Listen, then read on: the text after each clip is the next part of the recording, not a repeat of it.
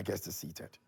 Current PRO of the Ministry of Education in Ghana, Mr. Kwasi Kwarteng Frimpong, is not only a strong symbol of perseverance and dedication, but also proof that indeed hard work pays. Born to teenage parents and orphaned at the age of 8 years old, he was raised by his grandparents in the farming town of Domiabra. After being given the opportunity to get an education, he grabs it wholeheartedly and now impacts the lives of others through the education system. Beginning his educational journey, he got his WASI certification in 2008 at the Konongo Odumase Senior High. He then went on to get a Bachelor of Education in 2017 at the University of Development Studies. A year later, he graduated from the Ghana Institute of Management and Public Administration with a Bachelor of Law. He then got a few degrees and is currently waiting his Master's in International Law certification from the University of Ghana and is doing a professional law course at the Ghana School of Law. His political career started early in his life. As of 2013, he was the Deputy Editorial Board Chairman, Health Science Education. He has served on many leadership fronts in various departments and fields, including 2021 Spokesperson and Public Relations Officer of the Ministry of Education, 2020 to date, the National Commission's team member of the New Patriotic Party. In 2017, the National President, University Students Association of Ghana, USAG. In 2016, the Northern Regional Youth Wing Campaign team member of the New Patriotic Party. 2015, Executive member, Lifeboat Foundation. 2014 to 2016, Organizing Secretary, Grant Charity Foundation. 2014, Founding President, University for Development Studies Debate Society, and in 2013, the Deputy Editorial Board Chairman, Health Science Education. He has declared his intention to stand in the election for Asante Akyem North. He is in our studios today to talk about his plans for the public. Our big interview guest for today is Mr. Kwasi Kwarteng Frimpong.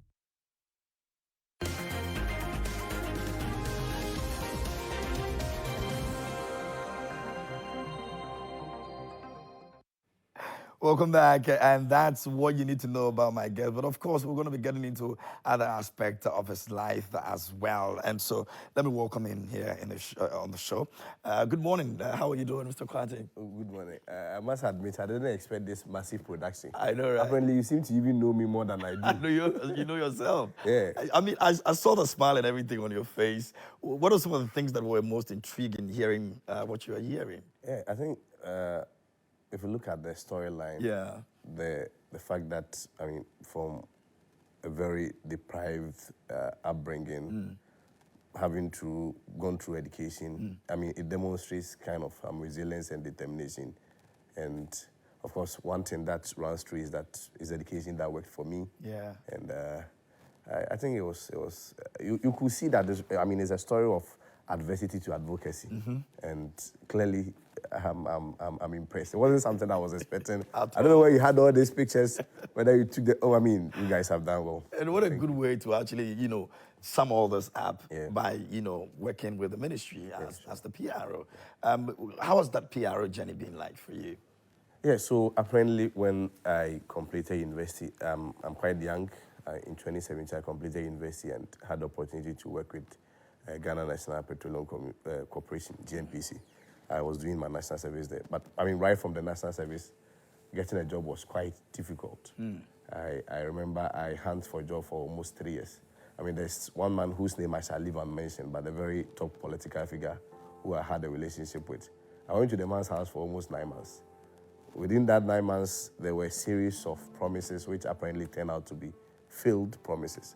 I felt the genuineness. He wanted to give you a job. Yes, the genuineness for him to help, but I mean, whichever way, it did not work. After 9 months, I said no. Even if you look at the whole process of gestation, fertilization to birth, 9 months is enough. I'm not going there. What were you doing in the house? I was schooling. So it's even the more reason why, if you look at the profile that you read, it's about 7 different certificates at the same time. But clearly, if you want to just suppose with my age at 31, it doesn't balance. So at some point, I had to combine some of the schools and also took advantage of communicating for the party because I realized that largely my strength lies there. So I started doing voluntary communication for the party. The Minister for Education, saw it through certain recommendations that, look, this gentleman can help, and he invited me over. Went through a series of vetting, said, gentleman, you got a job. Wow. And I started working with the Ministry of Education. So it was just divine. There was no formal arrangement. I just purpose to do what I can do best, something that I do with passion. I started communicating for the NPP. Almost every time I'm on radio, I'm on TV, calling myself National Communications Team member, whilst even at the time, I didn't have that official recognition. And I mean, thanks be to God, I was recognized and given an opportunity to also prove myself. And you are all testimony to the hard work that I put into whilst working as the Ministry of Education's PRO. So it's been very active politics from that moment till now, or it was just not too sure whether I want to do this politics thing, but I've got skills and I want to use that skill to benefit Ghanaians. I mean, the other way around is that the synonym of politics for me will be leadership, and it's something that I've demonstrated even whilst in university. At a very young age of 24, I had the opportunity to become the president for University Student Association of Ghana. If you recall, in 2017, there was this impasse between students and their university management, where their fees did not go to Parliament for approval. And I stood firm as the student leader and made sure that until it goes to Parliament for appropriation and approval, students of Ghana are not going to pay fees. I was the one that led the charge. So right from school days, I began this whole journey about leadership.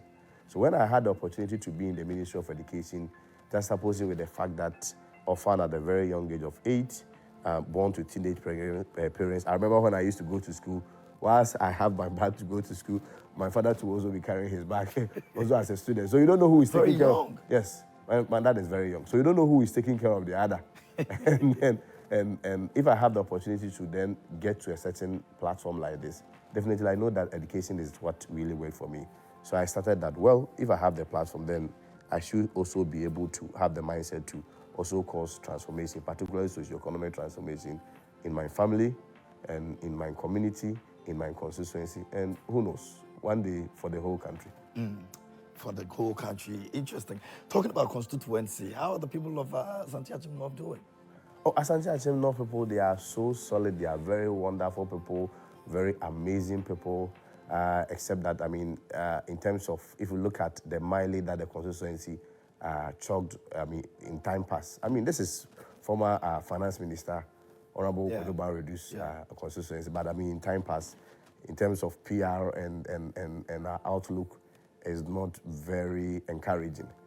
But of course, the people are demanding for change. They believe that they want development, even at a very faster rate. They believe that we have to save the seat as a party. And I'm sure some of us have spoken to them, and they are also recommending that we come in to also help the situation. When's the last time you visited? Apparently, I was born and bred there. Both parents are from there. For the past 2 years, consistently, there has not been a single week that I'm out of Asante Akyem. Every weekend I'm there, at least for the past 2 years, in terms of the consistency, even though I used to go there. For the past 2 years, every weekend I'm there. I think I missed only 2 times. One, I traveled outside the country on 2 occasions. Those were the only times that I was not in Asante Akyem. So I live with the people, I stay with the people, I eat with the people, I sleep with the people, and I'm the people's boy. Yeah, the people's boy. Yeah. I like that. But in your interactions with them, what do you think are the major things that they need? Because, I mean, obviously, there's been only one NDC person who has been, a member of parliament for that place. The rest have all been NPP till now. What are some of the things that you think those who have been there have not been able to achieve that they mostly need that you see when you visit? But even on that note, even this time around, it is very scary for the NPP. If you look at the voter trend analysis, you realize that in 2020, the NDC's votes appreciated almost 4,000 votes. And reasonably, if in 2020 their votes appreciated for about 4,000 votes, reasonably, by simple probability, you can make a case that they are going to increase by another 4,000, all things being equal. So that will be about 18,000 in the 2024 votes. If they get 18,000, and if you look at the dynamics now, an independent candidate is also coming up.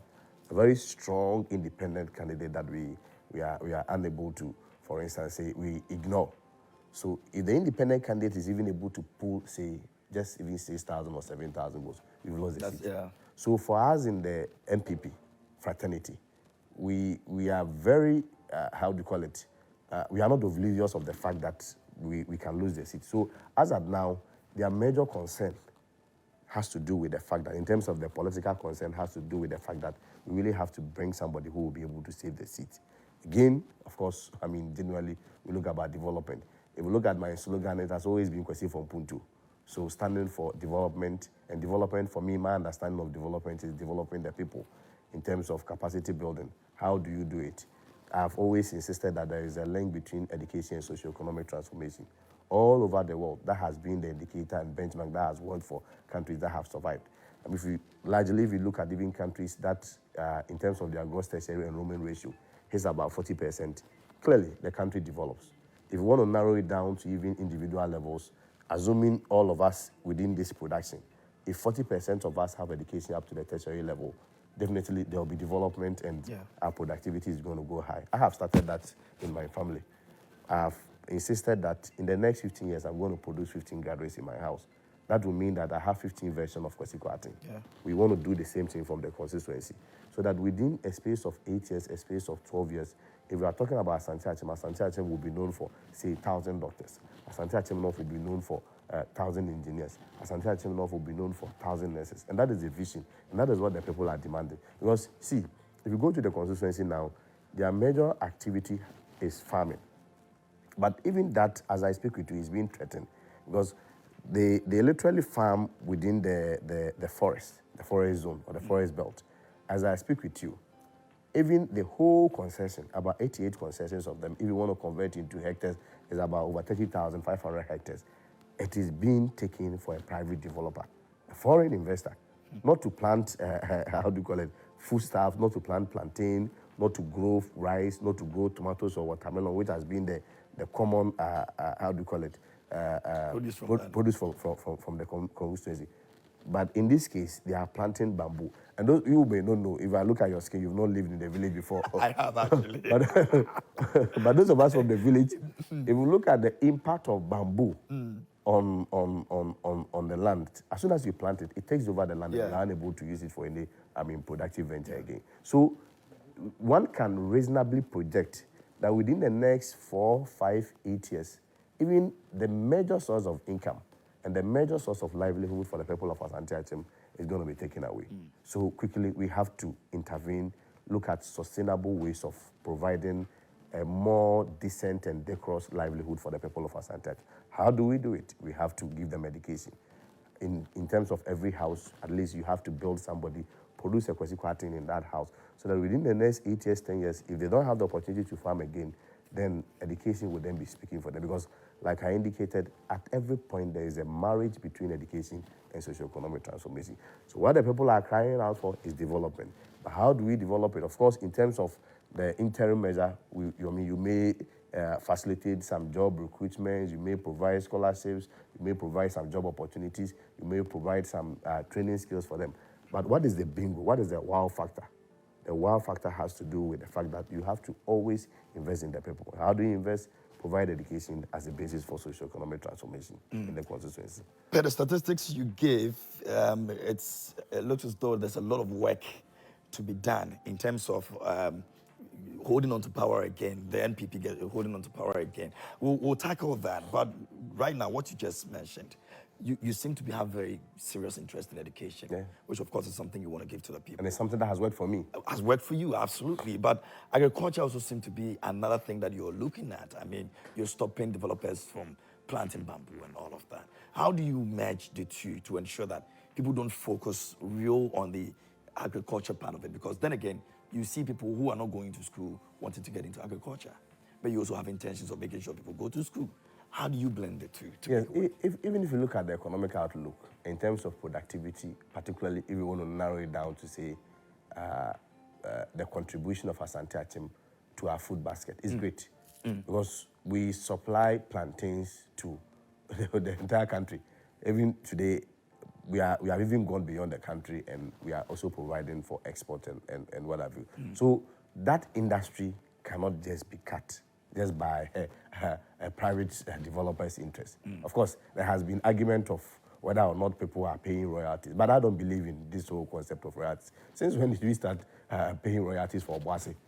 in terms of their gold Gold mine. mine. But in terms of development and look at their roads, their infrastructure, I mean, they are really lacking behind. Of course, they are not where they used to be, but where they have to be to, they are not there. So yes, within the interim, what I'm saying is that there have to be a proper arrangement in terms of, how do you call it, the concessions and arrangement for, proper arrangement for the farmers. How are we going about it? Well, if we have, for instance, 88 concessions that say that has been outsourced to a private developer, why don't we start or begin with, for instance, 10 concessions? So that in the next 10 years, whilst the private developer working on 10 concessions, the farmers can have opportunity of, for instance, working on the 60 or 70 of the concessions remain. So that at every point, we can still increase production and the whole plantain industry will not just be, how do you call it, will not just be cut just by the interest of a private developer. So that will be the interim measure. The interim measure is that all parties have to come together. What do you mean by all parties? The company is EcoPlanet. We bring them in a roundtable discussion. We also have the chiefs. We have, government leadership. We have political leadership. And look, we just have to tell them that, look, this thing is a very dangerous exercise that you guys are undertaking. We are unable to continue in that trajectory because even beyond collapsing the whole industry within the Asante Akyem, that collapses the economic value in return, it's also going to affect the food supply chain, for the country and even other countries. So look, we have to have a sustainable way of it.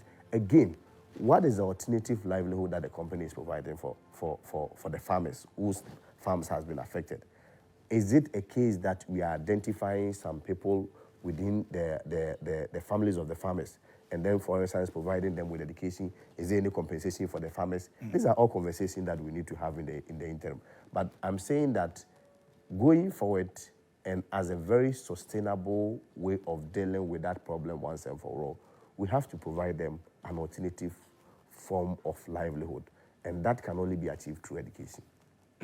You are the PR of the Ministry of Education. That's a huge task on its own. Yeah. You're wanting to add an additional responsibility on your head. Must you be the MP to be able to cause the change you want to cause in your constituency? It must be so. It must be so in the case that at every point, everybody will have his or her own vision. You understand? The certain MP has his own vision. He came 8 years. Apparently, the vision has been implemented. He believes that he needs more time to also add more value. But of course, the people judges may say that, hey, look, you came to do your part, but it's time for somebody to continue. At this point, looking at the urgency of the moment, how crucial the issue is, we require a vision of Kwasi Kwarteng. And what is that vision? We have to go beyond, the plantain industry and say that there have to be a broader vision. What is that broader vision? Using education as a basis for their transformation. And look, I'm not the only propeller of this vision.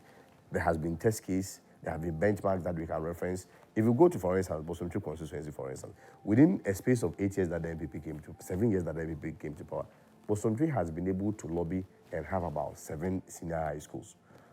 In terms of the investment within people, you always hear the Minister for Education is going to produce 200 engineers, 200 doctors, 200 scientists, 200 of this. What makes the case of Asante Akyem different? We can also follow suit and do the same. So yes, there has been examples even within the same Asante region. From Asante Akyem North to Bosomtwi constituency, it's just less than an hour drive. We can learn from them and also implement what they are doing within the Bosomtwi constituency. Yes, Bosomtwi, if you go there too, largely it's also a farming community. But beyond the farming, what is the long-term solution in addressing their problems? Because, of course, your land can be taken from you in the next 5 years. But if you have knowledge, it cannot be taken from you from the next 5 years. One basic thing is when politicians want to get into certain positions, the language they speak is different from when they are put into that position. I don't know about the incumbent and what the people think of him when it comes to that. But in your case, you are just about getting into that fold. Yeah. How do you intend to change that narrative of, I will come to you, I'll be the humble man you want to see me for, but when I win the power, it's a different conversation altogether? I think it all boils down to, even as of now, there is an adage in tree that Akra Obeto, say, Kano, on a monobusa Taibo. So, I mean, to which you can project the outlook of what somebody is going to do in the future. For instance, I have trumpeted on education. As I speak with you, if you go to the 52 public schools within the Asante Akyem district or municipal, I've been able to donate books to also augment or complement what government has also been doing, about 10,000 of them. To every school had a donation of 10,000 worth of books. What it means is that I want to improve the literacy level, because the foundation for learning has to do with reading, arithmetic, and of course, in terms of able to write. And that is what we have provided for them. So what it means is that in the next 6-7 years, if our people are able to improve within the literacy context, and they have a competition with any other student from, other districts around, they are going to emerge unique. What it means is that they are going to have opportunity to go to the St. Louis, the Presec Legons, the Opokuares, the Yasantuas, and all the big schools. What does it translate into? It translates into the fact that they will have opportunity to go into the universities and pursue the programs that we are talking about. And in the end, what will be the resource? The resource will be that the 1,000 engineers that I was speaking about will be possible. The 1,000 nurses that I was speaking about will be possible. The 1,000 scientists that I was speaking about will be possible. And the doctors will be possible. So at the end of the day, you always have to look at what the person has already been doing, the lifestyle of the person, his contribution. And based on that, you are able to project that, no, this young man, what he's saying is feasible or not. But this is when you are not in power. No, but I'm saying that even now that I'm not in power, I have begun the implementation of what I want to do. So and that is not going to change when you eventually get power. That's what I'm saying, that even now that I'm not in power, I have begun the implementation of what I want to do. Exactly. So it which I understand, but I'm asking that if you eventually get the power, that what you've been doing won't change? So I am a young man of 31. If given a 4-year opportunity, I mess up, what am I going to do again? You get the dynamics. Young man of 31, 4 years now I'll be 35. Given the opportunity to serve as a member of parliament, and I mess up, what am I going to do? Of course, there are precedents. If you go to Asante Akyem North, for instance, we have 5 of them. Yeah. And there are precedents to what I'm saying. One of the aspirants had the opportunity to become an MP. He messed it up. This is his 3rd time that he's trying again. And the people are not going to give him the nod. So at least these are all test cases for us to learn from and be guided.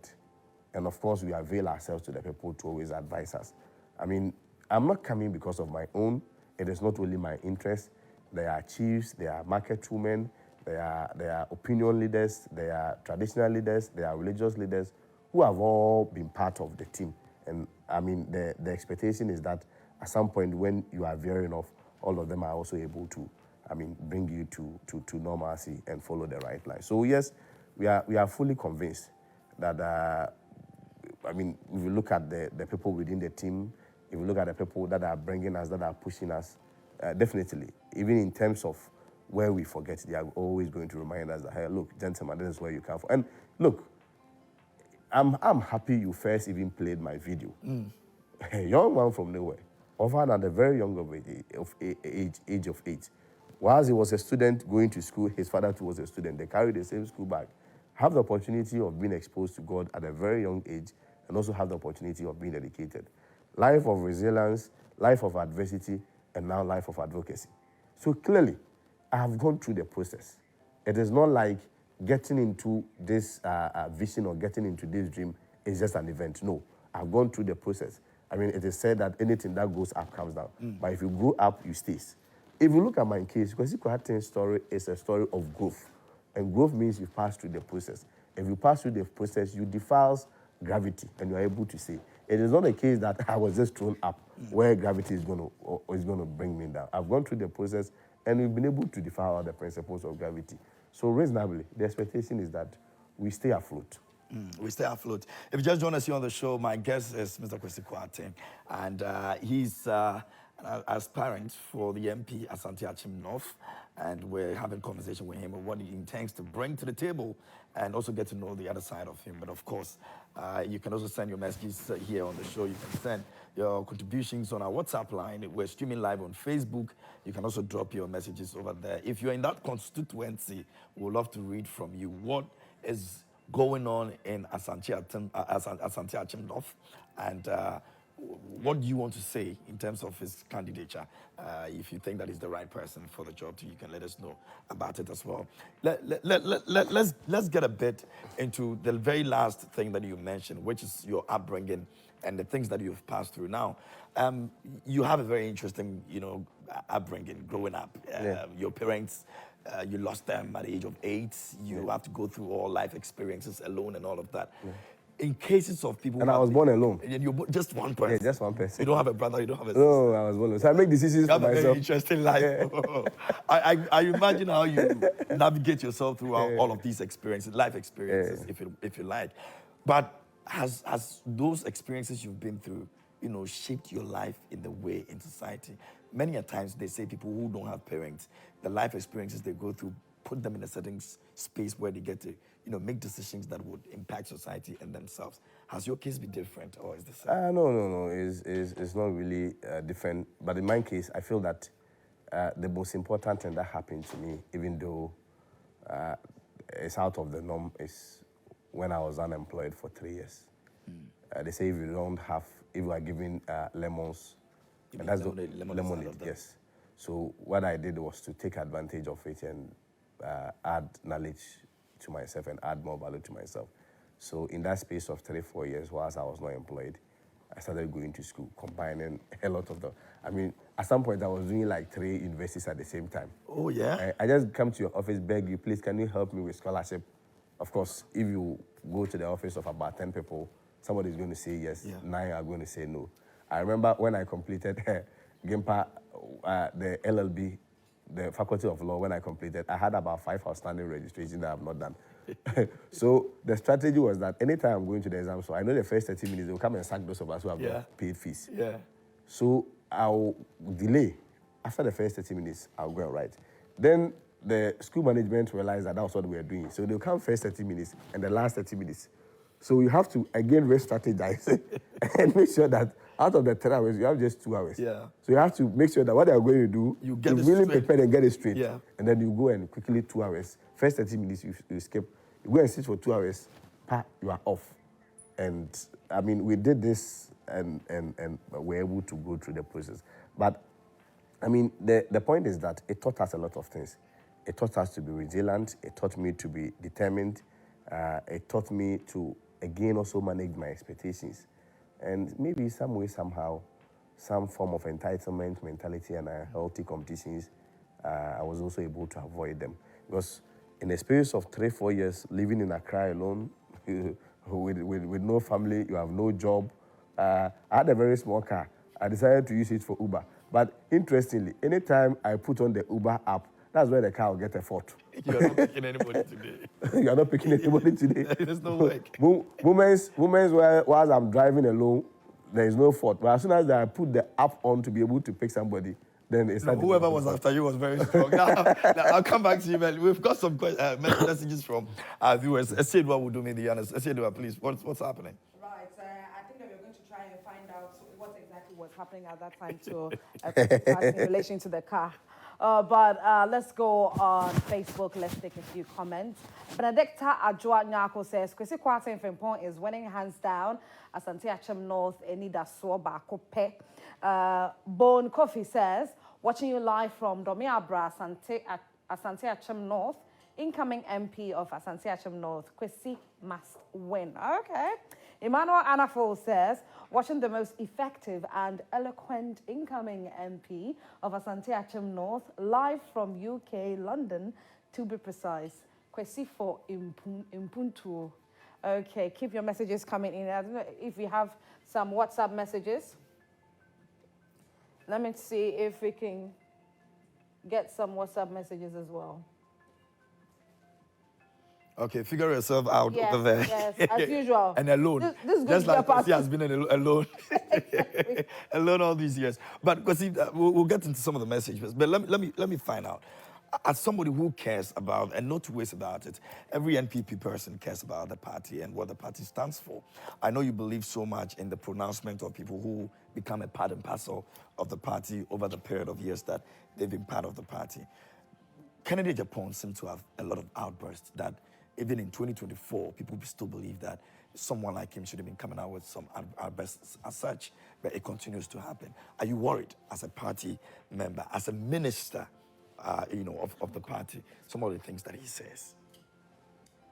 This is a very slippery angle that you've put me to. In America, when you play about 90% role in the party. Being a minister in a party, or for Ghana, let me just say, is not a mean thing. You understand? And that's the reason why I'm asking you that. Yeah, that's what I'm saying. That in America, I would have be comfortable with saying that this is beyond my pay scale. So it's beyond my pay scale. It's something that I'm not eligible to comment. But I think, beyond everything, party leadership, there is party leadership. And he is also somebody that we all respect within the party. And of course, he may have, his own issues. But basically, the expectation is that we do things in a very, how do you call it, in a way that will not, the point I want to say is that in a way that will still promote the party. So for me, I will still waive that invitation to go into that angle. But bottom line is that what I believe is that everything, just like if you read the book of Philippians 4 verse 8, for instance, it talks about finally, brethren, whatsoever things that are good, whatsoever things that are pure, whatsoever things that are right, whatever. So bottom line is that everything that we have to do as a people should project, the good image of the party. And that is the expectation from all of us. I know Mr. Kennedy Japan loves the party, maybe even more than I do. All of us also love the party. So what I can admonish is that, particularly within the time that we are, everything that we have to do as a people should project the party and should be in the best interest of the party. Maybe that is how I want to go about it. Because you and I agree that as I sit here, there's about 10 days to my elections, that place is too slippery for me. And I want to start with by saying that everything that we will have to do has to be in the good interest of the party. Absolutely. We have elections. Kwasi Kwarteng has been declared the winner for the NPP Asante Akyem North. What's the first thing you will do when you step in Asante Akyem North? Unite the party. Bring all parties on board. If you look at Asante Akyem as I speak to you, there is a very strong division within the party. Just about 6-7 days ago, the constituency leadership petitioned NEC, that is the highest decision-making body of the party, to sanction the incumbent MP. Mr. Akubi. Yeah, Mr. Akubi. Their reason was that for the past 4 years, he's not met any of the party leadership to even sit and discuss about ways to develop the constituency and also even improve the party. Same as also assembly members. For the past 4 years or so, he's never attended any of the assembly meeting. And so clearly, at a crucial time like this, where even if you look at the voter trend, particularly even at the parliamentary stage, the outlook was no good. Even if we want to expand the scope and even put it within the context of the presidential, we're leading about 1 million votes. Then to 2020, it slashed to 500,000 votes. So, at a point like this, it's a very crucial time for all of us to unite, build a synergy, very collective one, strong and formidable one, and push forward. So, if we have a leader that is a bit, divisive, if we have a leader that is unable to bring all people together, is really problematic. So, the first thing I'm going to do when I am pronounced the winner on God willing 27th is to walk to the MP's house and tell them that, Honorable, you are part of us. We want you to coach us. We want you to mentor us. You have been there before. You have the experience. But we are saying that use your experience to also guide us so that at least we can also use our energy the fact that we are a new face, and I don't want to use new force because now new force is That's another it's conversation. another conversation. we can also bring everybody together, and then we'll unite all the other contestants, and that will send a very strong symbol and signal to everybody that look, when it comes to Asante Akyem, we are ever united. Because you see, the independent candidate, as I speak with you, has become relevant and has conceived his ambitions because he feels that as of now the party is divided. So as soon as there is a new face that comes into the arena and is able to bring everybody on board, I am sure he's also going to even repent and come back. Join. Yes. And making a better team. Anyway, we just almost, you were actually wrapping up, but it's been a great time with you here on the show. You seem to have a very strong Christian background. Yes. You love music, Christian music? Oh, I listen to all kinds of music. I'm not so rigid. It's just that my convictions and my faith remains unshaken and unchanged. Just that I'm an open-minded person, very free, listening to all forms of music, secular, reggae. On the top of your mind, which song comes to mind that you love to sing, you love to entertain yourself with? I'm not a good singer. I know, but I'm just saying that which song? I think I like Amachi Dede. Which of Machidide's song? All the collections? Amachi Dede has one, Sufre Unyame, so wow, Nyame Pa, so my BP, and I know that my red teachers were near I think it also came from because you see me, I'm a localized person. I believe in local content aspirations. Amachi Dede is from Agogo, so reasonably for one constituency, he should be the first person that I should root for. Maybe beyond him, I like Lumba. Nkwanoma too is a very good music. And I mean, Lumba is the man. I mean, if you get into the secular music, the higher life too, I respect Sarkodie a lot. I mean, he's also my man. It's just that I've not been to his concert. But when I win his next concert, you're going Rapaholic. Yeah, that would be a good one. We're definitely going to get there. And I will ensure that you get a ticket for that. I mean, you get a table for that. Yeah, it's going to happen. I spoke to Pagwave this morning, and it seems to me as though almost all the young men in the NPP, everybody seems to be interested in getting, into certain positions to make a change or whatever it is. Where's that? And I also don't want to use new force coming. Where's that energy coming from?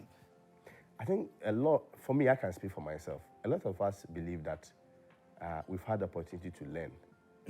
And definitely, if you look at the beauty of leadership, at some point or at every point, you have to mentor people and also let them take,